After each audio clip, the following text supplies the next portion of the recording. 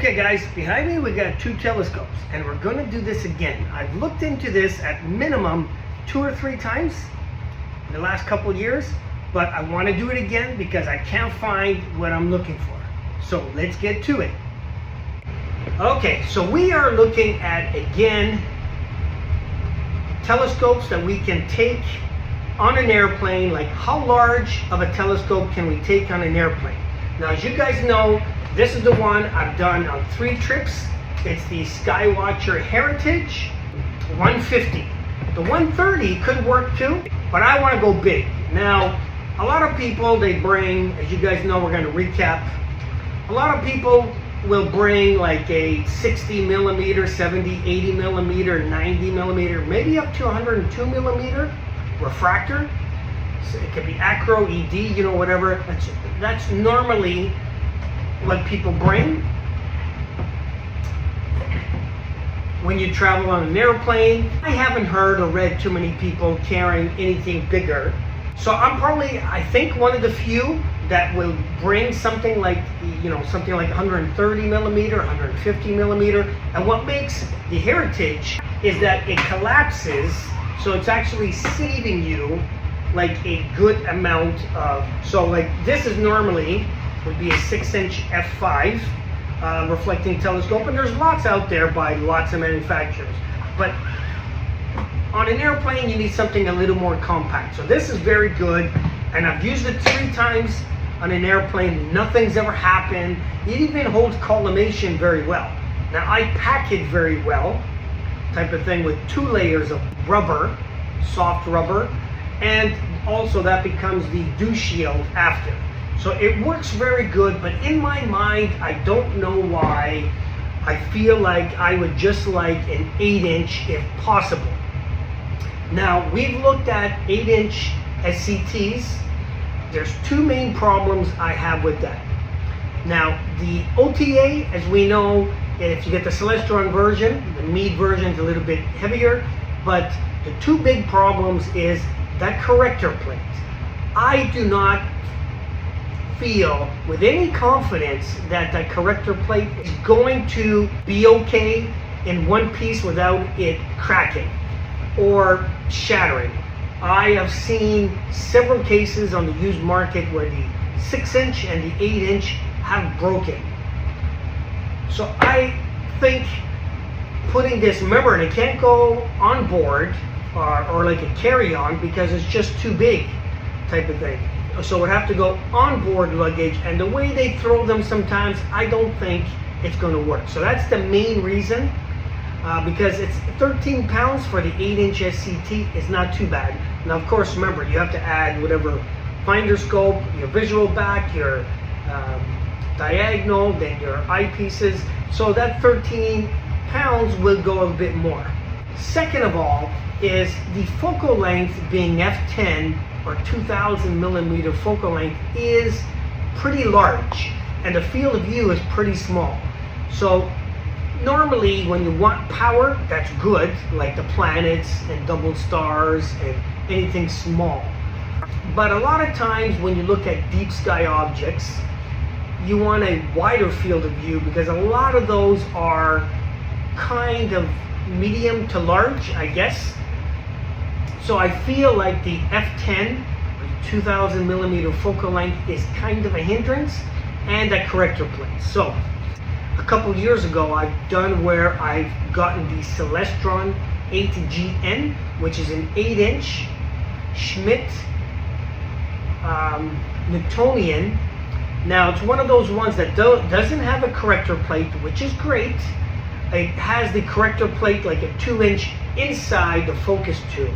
The one that's in the focus thing, it's housed back of the secondary mirror. So that's like a real Burge-Jones design, but it was also very heavy. At 19 pounds, the OTA is just too heavy.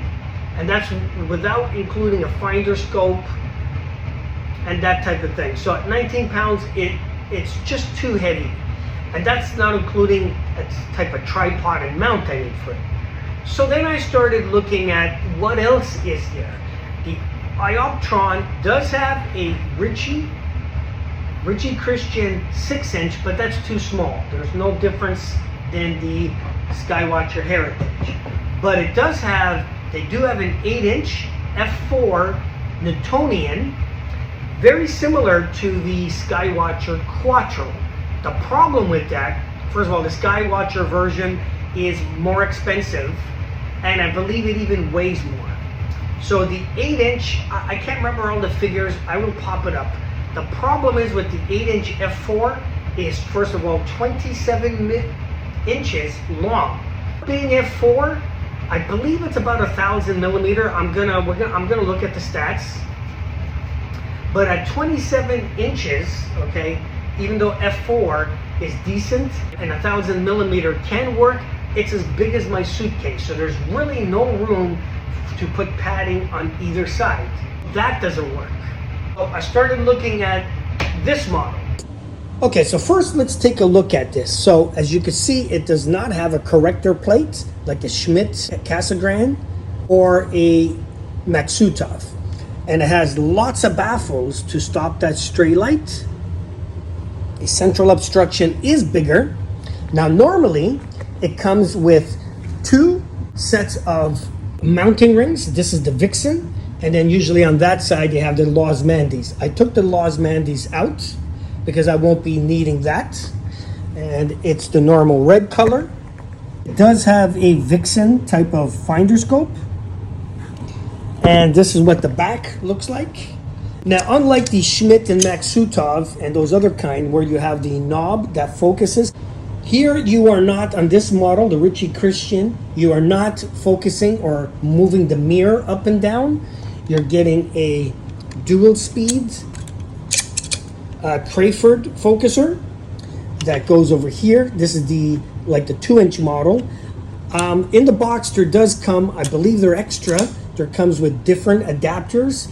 I don't know, but I have to hope that it has the 1.25 inch because I want to try to keep the weight down. And so you would use it like this, and then your diagonal, and then your eyepiece on top. So your mirror won't have any image shift, and you're not moving your mirror. Okay, so why I'm hoping this would be better, like a Schmidt Newtonian, a Schmidt Cassegrain, or the Maksutov, or one of those. First of all, even it's an 8-inch. If the Losmandyes rails and the Vixen rails and the attachments, it's coming in at about 18 pounds. Now, I believe it's about 16 pounds now without the Losmandyes. Let's check it. I stand corrected. It's 14 pounds right now. That's without this thing here. So that's not too bad, because that means a Schmidt Cassegrain is about 13 pounds, the OTA, the Celestron version. This one's 14 pounds, just 1 pound more. What I like better is it doesn't have a corrector plate, so I feel a lot better that it's not going to shatter. It's an 8-inch f8, so which means it has a 1624 millimeter focal length versus 2000 millimeter focal length, so which means you get a little less power and a little bit wider, which is what I want, because again, a lot of those deep sky objects, a lot of them are kind of medium to large, so I don't want it in f10, so an f8 makes it a tiny bit better. If I could have fit the Newtonian version, the f4, I probably wouldn't mind that. I mean, it's going to have a lot of coma type of thing, but it would be low power. It's just too long. Anyway, so this one kind of fits, I think. So the weight seems okay. No corrector plate. It's an f8, not an f10. I was also thinking about getting a Chinese no-name brand 8-inch f4 from, China factory, kind of like an EQ4 type of thing. Now, I believe, and the EQ mount and everything was like $750 shipped to Canada, but I wasn't getting any response from. I was going to order it on AliExpress, but I wasn't getting any response from them. Like, I asked, how much is the OTA? How long is it? Because I needed to know that. I don't want to. My Optron version, the 8-inch f4 is 27 inches. that's as big as my case. I wanted to see how big was this a no-name brand version, and they just weren't getting back to me. Also, the focus on that was the really cheap, I think, plastic one, and I didn't really need the EQ4. I was going to sell that off, but since I was getting no response from them on anything, I figured I don't want to take the chance it being too big or too heavy, because I didn't know how heavy it was going to be either. So I decided, you know what, I'm not going to bother if they're not going to even respond to me in any way, shape, or form. So I figure it's probably very similar to the Meade 8-inch f4, the Skywatcher 8-inch f4, and the Optron 8-inch f4 kind of quattro type. So since it's probably too long, this is why I also went with this one. Now this one is also 22 inches long versus the 28 version for the 8-inch f4 quattro. So as you guys can see here, now if you look, this is the 6-inch f5 Heritage. This one is not too much bigger. This of course is 9 pounds, and this seems to be 14 pounds. So it is bigger, but of course if you look at this cast iron metal part here and the front and the bar, a lot of that weight is going there. And of course the mirror is thicker and bigger, so a lot of that is going, weight is going on that too. So again, I'll put some stats up. So I am hoping this is going to work. Now if it doesn't work, is okay. I found this guy on the used market. Now it's pretty expensive, like 1,600 something in Canadian before tax. So it's not too cheap, but I found it used. So if it doesn't work, I'll just resell it. I bought this from a store used, so I did have to pay taxes. So I probably won't get that back, but I'm sure I could probably get what I paid out of it, minus the taxes. So now that Celestron Omni AZ mount that I normally use on here, which is a little light for this guy, there's no way that's going to fit for this. So I am hoping I will use the SV Bony 225 AZ on this guy with an aluminum tripod. A bigger mount, that probably would be perfect for this. On this guy, I think it's going to be pretty much near the limit, because as you guys know, when I tested the SV Bony 225 AZ mount, they claim it's rated for 20 pounds. As I said on that video when I did it, I don't think it's rated for 20. I think it's more rated for maximum 15. This guy's already 14, so by the time I put this, I'm only going to put a Rigel and then the Star Sense on top. I think I'm already maxed, or I'm already near the top of what I think. It's probably going to be about 16 or 17 pounds, so I'm maxed on that. So I also think that's going to be the max for the suitcase. I think the telescope and a few things is pretty much going to be the maximum of my suitcase. But I'm willing that if it does work, all the telescope, the eyepieces, the padding, the dew cap, my chart, you know, that's going to basically max my big suitcase. Then I'm going to have my carry-on for my personal belongings and my knapsack for the rest of the... I'm willing to make my big case just be my telescope stuff, and then I still got my carry-on and my backpack. I'm willing to do that because I want to see the deep sky objects in really great detail. So I'm going to try, and if it doesn't work, or it seems like when I pack, still have this guy that I can go back. This time, when we booked the trip, it looks like I might be in a Bordeaux 3, I think, for at least 1 week. And then the other times, I'm going to be at a Bordeaux 7-ish. That's not going to be so great. And then we're going to Mexico. That's going to be a Bordeaux 9. So that won't work. But at least for 1 week, roughly, I'm going to be at about a Bordeaux 3 with an 8-inch. Should be way better than when I had this guy 6-inch in a Bordeaux 4 the last 3 times. And a Bordeaux 4.5 and 5. So I think that will be great. So I don't mind this taking up more weight. hopefully nothing happens to it. You guys tell me if you think I'm being just a bit too crazy, or is it worth all the effort and weight that I'm trying to do to get an 8-inch down? Because this time where I'm going to Mexico, I am going to be, I believe, at a latitude 15. So I am hoping to see some of that southern stuff that I can't see from latitude 43. So latitude 15 is very kind of low. I mean, it's not as low as going south of the equator, but still, that's going to be the lowest I've ever been. Now, the only downfall is because I'm going almost towards mid-September, is like the Omega Centauri globular cluster is kind of, it's going to be setting at around sunset. So I don't even know if I'm going to be able to see that one again. And also the Large Magellan Cloud, I think, is going to just about rise as when sunset's rising, or about half an hour before sunset.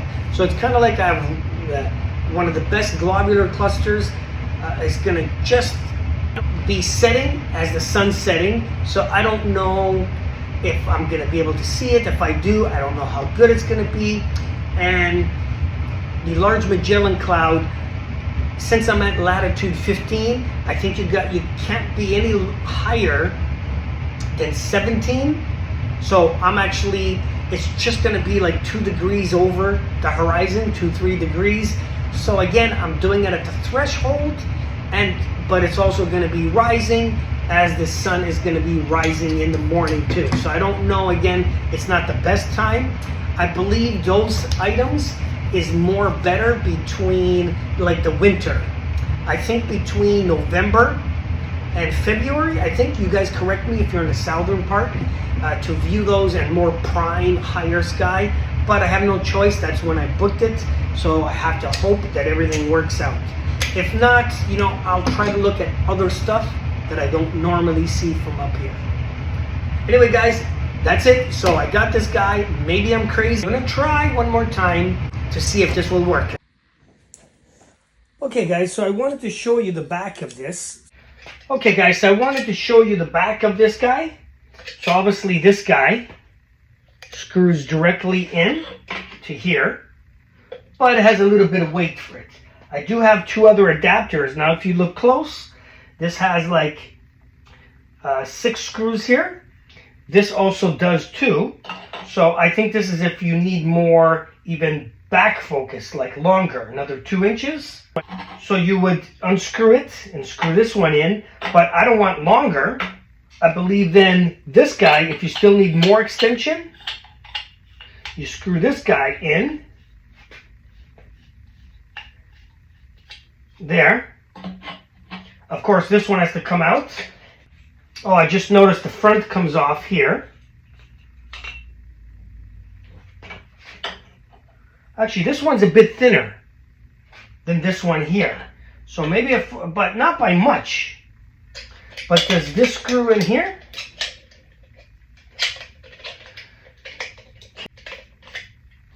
So I'm not sure it makes any sense in taking this one out, which is about 1.25 inches, and put this guy, that's, as you can see, much thinner.